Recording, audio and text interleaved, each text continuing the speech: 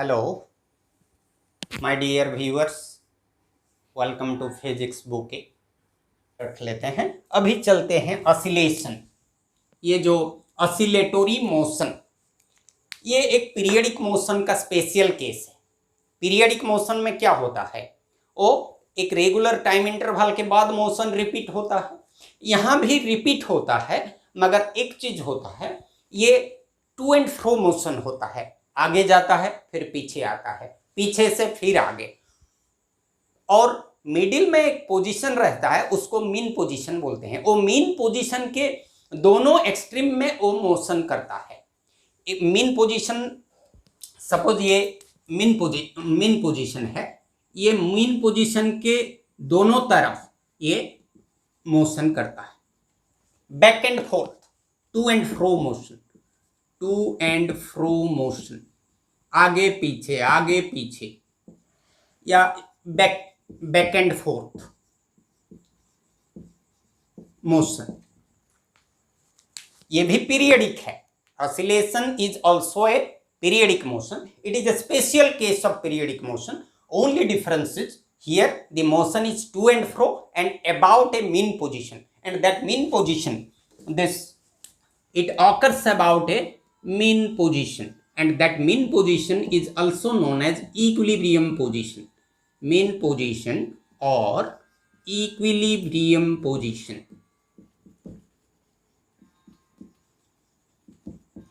ये इक्विलिब्रियम या mean position के दोनों तरफ ये मूव करता है। ये जब हार्मोनिक मोशन पढ़ेंगे, उसके सिंपल हार्मोनिक मोशन पढ़ेंगे, तो ये मीन पोजीशन से इस तरफ जितना जाएगा, इस तरफ भी उतना जाएगा, उसको एम्पलीट्यूड बोलते हैं। वो बाद में डिस्कस करेंगे। अभी ये है, ये जिस पोजीशन के दोनों तरफ बैक एंड फोर्थ मोशन होता है, टू एंड फ्रो मोशन होता है, उसको मीन पोजीशन बोलते हैं। और ये दोनों को एक्सट्रीमिटीज या एक्सट्रीम पोजीशंस बोलते हैं। एक्सट्रीमिटीज और एक्सट्रीम पोजीशन,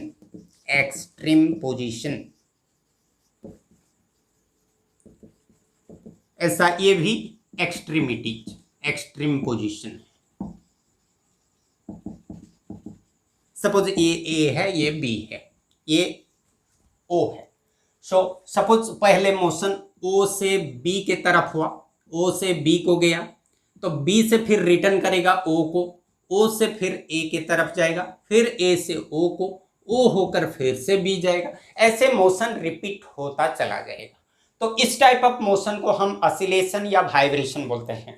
ये जो वाइब्रेशन और ऑसिलेशन के बीच में ज़्यादा फर्क नहीं है। हमारा ये जो मीन पोजीशन के दोनों एक्सट्रीम बहुत ज़्यादा दूर में रहेंगे तो हम उसको वाइब्रेशन बोलते हैं, और वो एक्सट्रीम पोजीशन मीन पोजीशन से ज़्यादा दूर नहीं है तो हम उसको ऑसिलेशन बोलते हैं। तो oscillation, vibration are almost the same.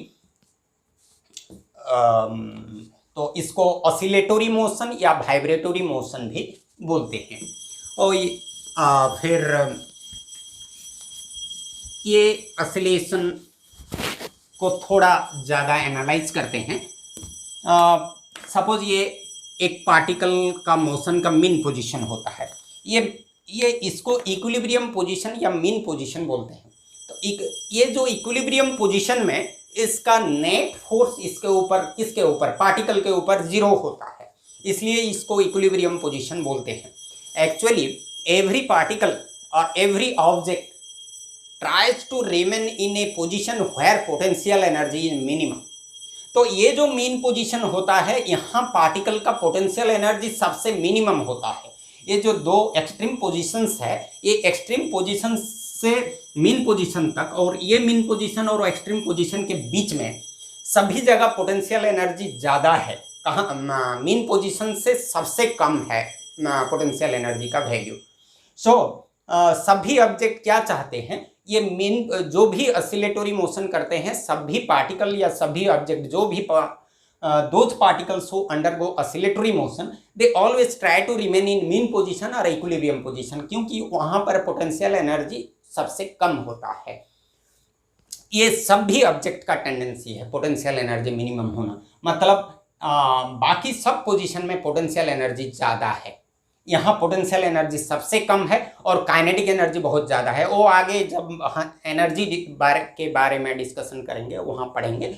यहाँ पोटेंशियल अभी इतना रिमेंबर करते हैं, यहाँ इतना याद करते हैं कि यहाँ पोटेंशियल एनर्जी सबसे मिनिमम है। तो सपोज ये दोनों एक्सट्रीम पोजीशन है ए बी और ये है मेन पोजीशन।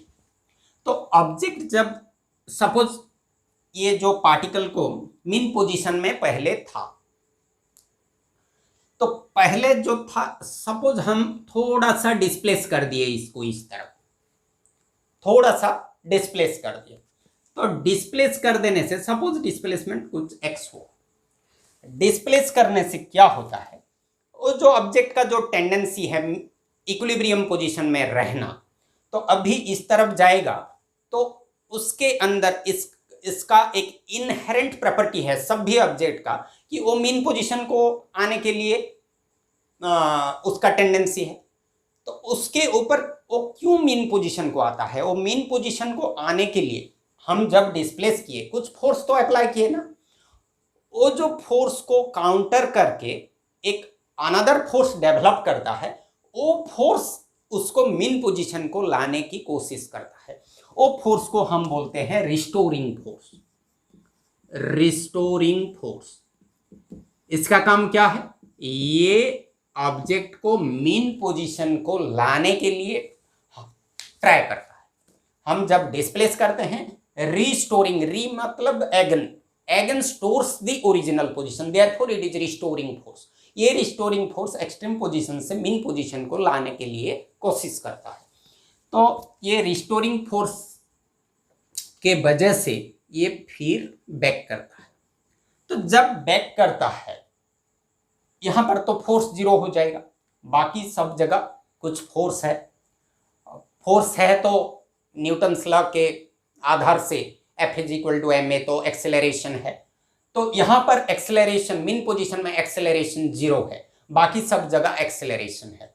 तो ये जब बैक करता है ड्यू टू रिस्टोरिंग फोर्स, यहां तक आ जाने से ये कुछ काइनेटिक एनर्जी गेन कर लेता है। देखो ठीक से हम समझते हैं, जब ये डिस्प्लेस्ड पोजीशन से रिस्टोरिंग फोर्स के वजह से मीन पोजीशन के पास आता है, मीन पोजीशन के पास उसके ऊपर फोर्स जीरो हो जाता है, मगर रिस्टोरिंग फोर्स उसके ऊपर कुछ वर्क करता है।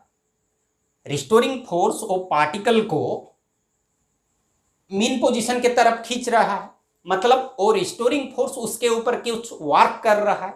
Work is equal to force into displacement.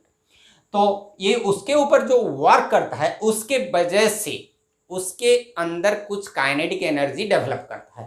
वो काइनेटिक एनर्जी क्या करता है, उसको इस तरफ ओवरशूट कर लेता है, मतलब ये मीन पोजीशन को जंप करके इस तरफ चला जाता है, ओवरशूट।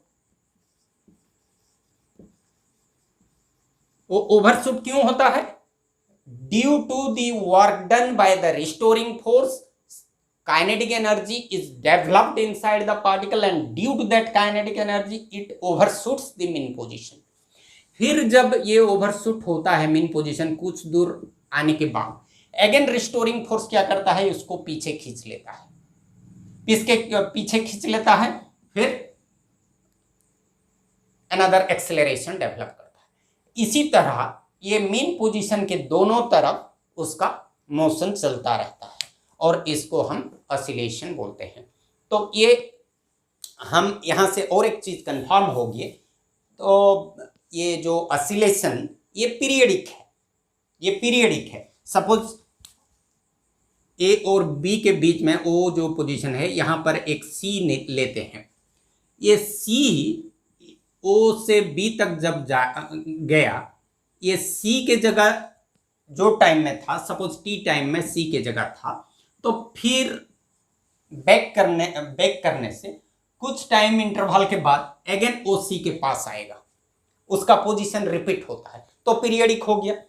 बाकी एक चीज है, ये दोनों एक्सट्रीम के बीच में मेन पोजीशन के दोनों तरफ वो बैक एंड फोर्थ या टू एंड फ्रो मोशन होता है, इसलिए इसको ऑसिलेटरी मोशन या पीरियडिक मोशन वाइब्रेटरी मोशन बोलते हैं। So every oscillatory motion is periodic, but all periodic motions are not oscillatory. All periodic motions are not oscillatory, but all oscillatory motions are periodic.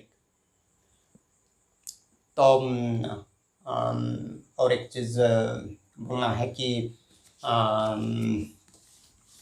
ये जो oscillation, इसको हम दो type का हो सकता है। ये लीनियर ऑसिलेशन हो सकता है और एंगुलर ऑसिलेशन हो सकता है। और जब हार्मोनिक मोशन पढ़ेंगे, simple harmonic motion next video में पढ़ेंगे, हार्मोनिक मोशन फिर सिंपल हार्मोनिक मोशन। और सिंपल हार्मोनिक मोशन में एंगुलर सिंपल हार्मोनिक मोशन आता है और लीनियर सिंपल हार्मोनिक मोशन आता है। जो सिंपल पेंडुलम होता है उसका मोशन लीनियर सिंपल हार्मोनिक होता है। और एंगुलर सिंपल हार्मोनिक मोशन में सपोज हम एक बाउल में एक छोटा सा स्टील बॉल डाल दिए और उसको थोड़ा सा डिस्प्लेस कर दिए, तो वो जो मोशन करेगा वो एंगुलर सिंपल हार्मोनिक मोशन होगा। सो नेक्स्ट वीडियो में मिलते हैं। अभी इतना ही आज का video. Goodbye, have a good day.